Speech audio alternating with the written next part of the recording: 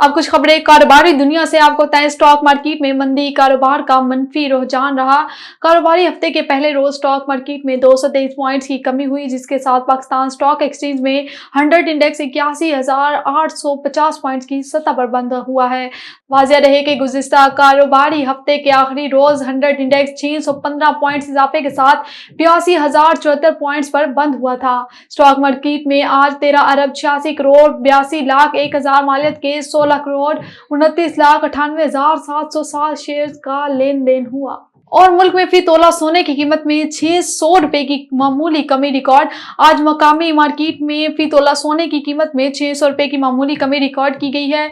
All Sarafa and jewellers association के मुताबिक 24 की रात फी तोला सोने की कीमत में 600 रुपए कमी से मुल्क में सोने की कीमत 2,71,900 रुपए हो गई है। और सऊदी रियाल का नया रेट जारी। ओपन मार्केट में आज सऊदी रियाल 74.08 रुपए पर खरीदा और 74.63 रुपए पर बेचा जा रहा है। तफसीलात के मुताबिक ओपन मार्केट में सऊदी रियाल की कीमत में कोई तब्दीली देखने में नहीं आई, जिसके बाद सऊदी रियाल 74.08 रुपए पर खरीदा जाता रहा, जबकि हफ्ते के रोज रियाल 74.08 रुपए पर ही बंद हुआ।